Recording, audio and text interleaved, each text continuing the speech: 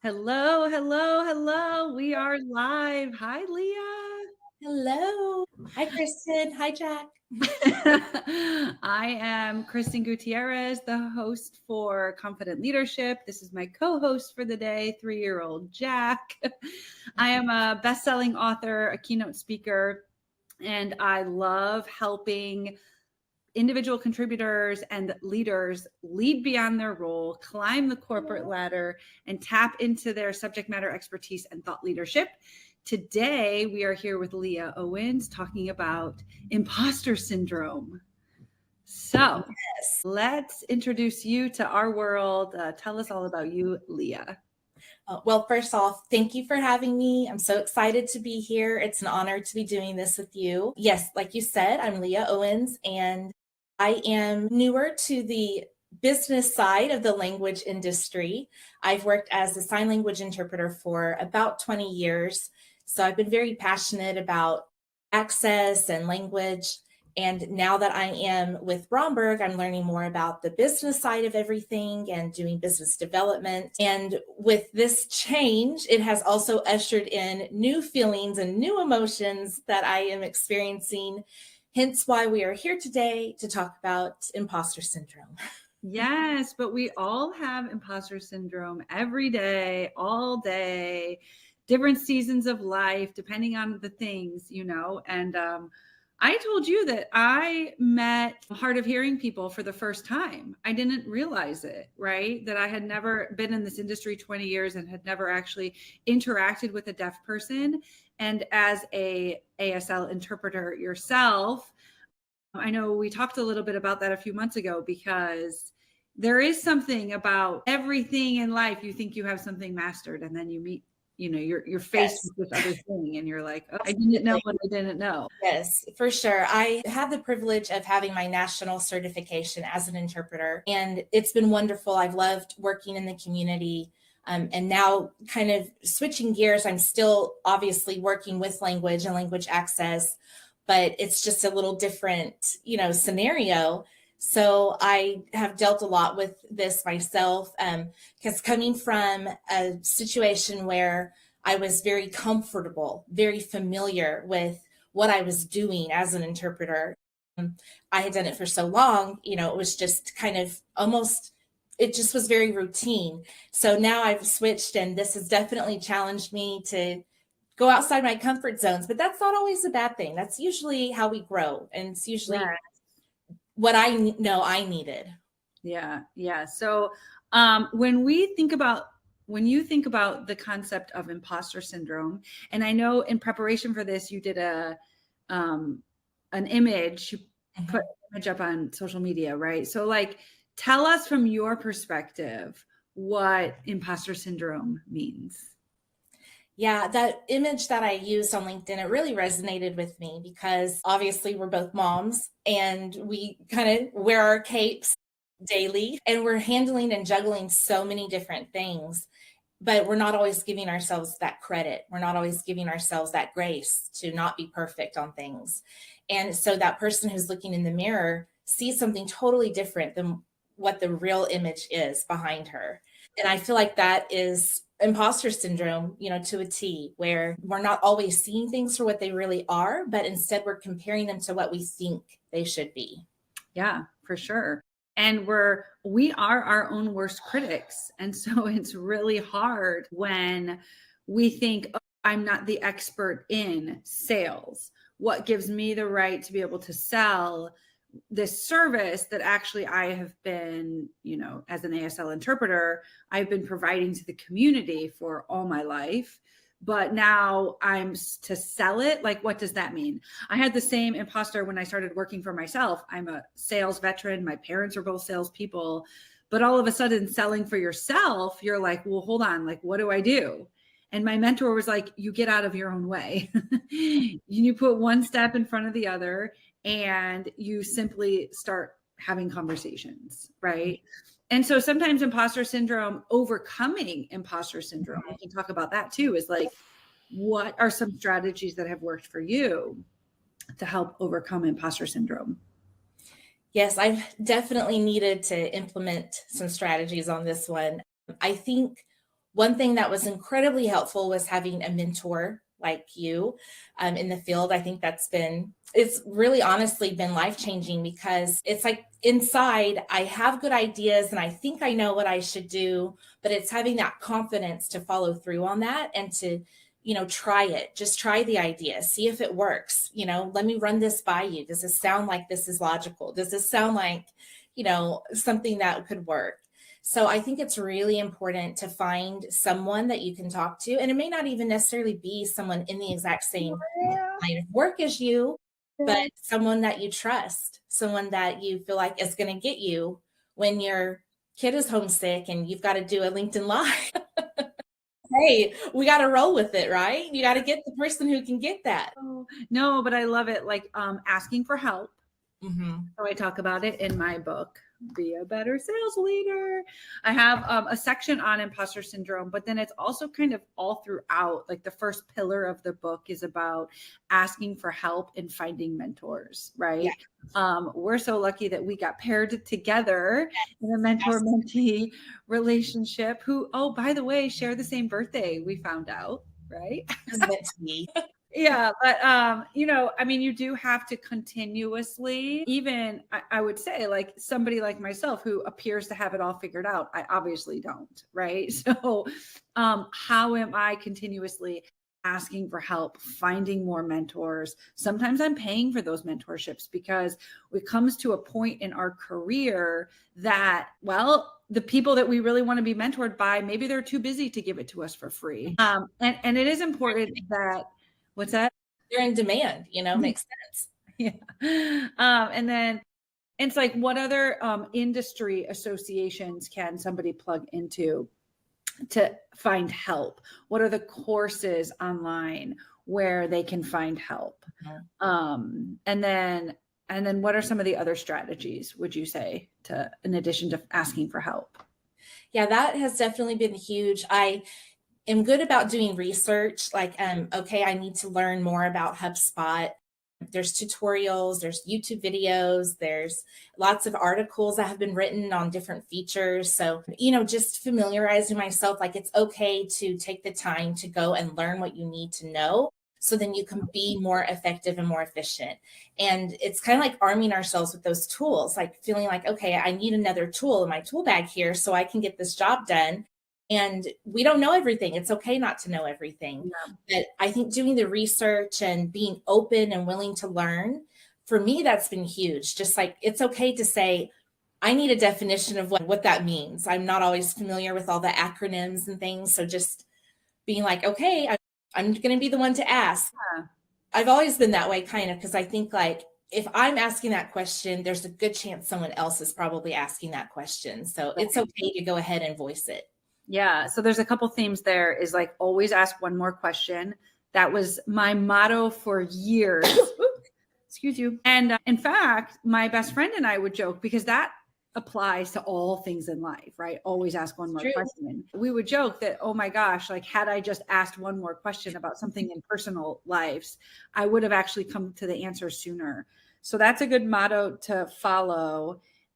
In addition to just knowing when and where and how, right, you can continue to grow. Because one of the things you touched on too was like failing forward. And I did a LinkedIn Live recently with a CEO of Terra Translations, Marina Alari, and it was all about failing forward. And I think often failing forward and imposter syndrome go hand in hand. Like we have to get over ourselves. We have to get over the fear of failing and recognize that failing is part of growth. And the more we learn by failing, the more we will kick that imposter to the curb. What are your thoughts? I love that, because I think it's changing the viewpoint on mistakes, on failures. I think with social media, I feel like we went through a time period where it was like, present the perfect, look, present the perfect, meal, the perfect living room. And, it's like, meanwhile, nothing in my life could resemble either of those things. So I think, being willing to grow and being willing to kind of be like, it's okay that I'm not perfect about this. It's okay that I'm going to learn and make mistakes, and I'm just got to keep going. And I think, that comes sometimes with maturity too, but just being willing to say, you know what, I'm a work in progress. It's okay to be a work in progress. There's nobody telling me I have to be perfect except myself. And kind of when you come to that realization, it's kind of freeing to be like, I'm really the only one who expects that. You have permission to be imperfect. You have permission to be your authentic self. And, another thing I'm really passionate about in like this 2.0 version of continuing to be able to help people while having my day job and growing myself beyond my role is what I believe is like paramount for 2024 and beyond is like this concept of growing our and like I was listening to a podcast yesterday about that in a different realm, but like the lesson is there are so many people who are salespeople in our industry. There are so many people who are ASL interpreters. There are so many people who XYZ, right? Who are moms. But like how you truly differentiate is by being you, by coming through and being you as authentic you. And that is the differentiator. And when it's freeing, to your point, it's freeing when you have permission to be you, to know that as long as internally on branding, you're polite, you're considerate, you have you know how to have executive presence, or you're learning some of those things. And we could talk about all that too. But like, if that's locked, then ultimately you have permission to be you. And how freeing is that? It is. It's really, it gives you so much more satisfaction than feeling like you accomplished something perfectly, believe it or not. Like, I think that feeling of I'm me, I accept me, I'm working on myself, I'm growing, I'm learning, it's okay, I can ask for help, I can make mistakes. That is definitely a feeling and an emotion that, really it's fun through sometimes, perseverance and trials and getting through things. But that is such a sense of accomplishment when you can get to that point professionally, personally, whatever it may be, because they really do kind of go hand in hand. We try to separate it, but our emotions are involved in what we do. It's part of us. So, when we get to that place, it is very freeing and it's very rewarding. Plus, we're human. I mean, that's the whole thing about like the imperfect you, or like the highlight reel on social media being a little less so now and being more about like just showing up. I mean, obviously post COVID, it's okay now in the corporate world to show up with your sick kid, or to be acknowledged that you're a mom with a sick kid at home, and like my day job's going to look a little different today, right? But just knowing that, I think to all the things you were saying, one concept that I've adapted over the past couple of years is done is better than perfect. So it's not like you want a done is better than perfect approach to client service deliverables, but right. You do want a done is better than perfect approach to, for example, writing your first book and understanding that going live for the first time, right? You don't have to have a totally scripted questions ahead of time or answers prepared. You want to show up and speak from your heart. Yeah. And sometimes somebody like me pushing you, somebody like you off a ledge to be like, well, I have this platform, you should come and share. No, this is in theory for everybody, you guys. Like, this is Leah overcoming a version of imposter syndrome. And especially just now because of the sick kid and all the things, like knowing that as long as you just keep showing up and you have, in this case, the core message of imposter syndrome as the umbrella, like there are various topics like done is better than perfect, failing forward, permission to be you, right? That we can explore and that are all like contributing to the overall effect. Yeah, absolutely. Because I think this is more than just buzzwords, it's more than just an interesting topic. Like, it's very real. It's affecting us. It's happening. If it's not happening to every single person at some point in their career, that's great. I'd like to know their secret. But I think most of us at some point will feel this way, have felt this way, or are currently feeling this way, and possibly all of the three. I think it's great to like get out there, have a discussion about it, talk about it, acknowledge it. I think that's a lot of it too. It's like kind of being able to put voice to how you're feeling and being able to say, this is what I'm dealing with. Like that's also something that's really important too, to just be able to acknowledge it. Like, yes, this is happening. And then how can I move forward from here? Yeah. Right. Because again, as we said at the beginning, for anybody who's joining now, like imposter syndrome happens to all of us every day or every season, depending on the things. And it's being equipped with the strategies of, like you said earlier, asking for help. We were talking about failing forward. We're talking about done is better than perfect. And we're talking about showing up as you, authentically you. And like, that means like, if you have a question, you ask.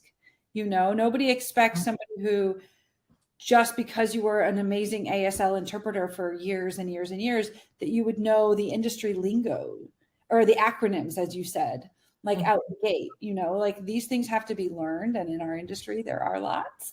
But it's your willingness.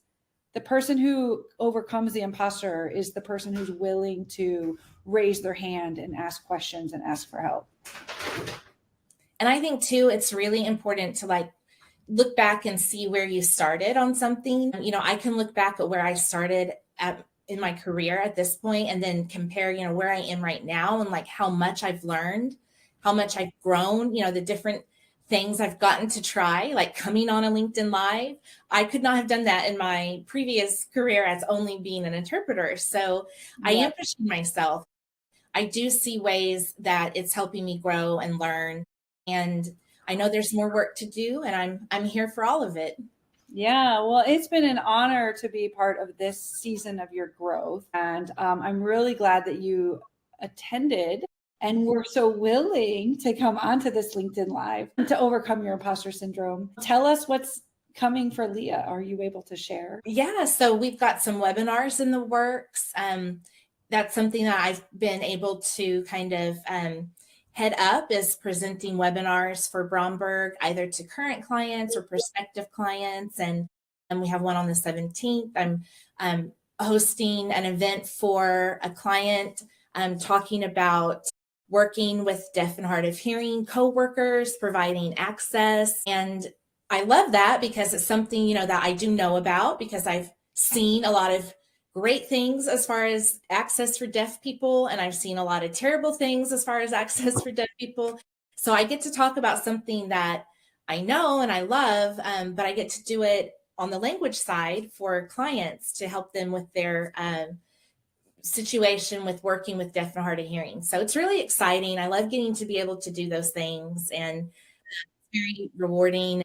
It's combining to me, the best of two worlds that I love. Yeah, I know. I do love it. I love your story. Well, thank you so much for being my guest today. Is it funny how fast time flies? Fun getting out of your own way and dealing with Hang. You know what? He's impressive.